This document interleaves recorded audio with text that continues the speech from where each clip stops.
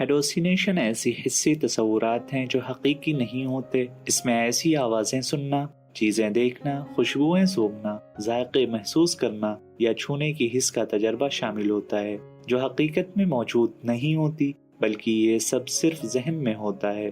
Hallucination کی مختلف اقسام کیا ہیں؟ ہیلوسینیشن مختلف اقسام کی ہو سکتی ہیں جن کا ہم یہاں ذکر کریں گے۔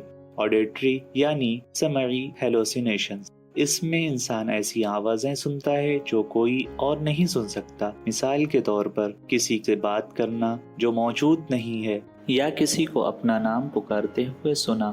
قدموں کی آوازیں، سیٹی وغیرہ جو صرف اس کے دماغ میں ہوتا ہے۔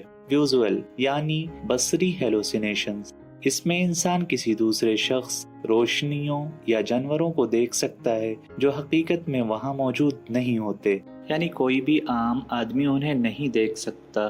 ٹیکٹائل یعنی لمسی ہیلوسینیشنز، اس میں انسان کو جسم پر کسی قسم کا لمس یا حرکت محسوس ہوتی ہے، جیسے جلد پر کیڑا یا حشرات چل رہے ہیں، یا کبھی کبھی اندرونی اعضاء میں بھی حرکت محسوس ہوتی ہے۔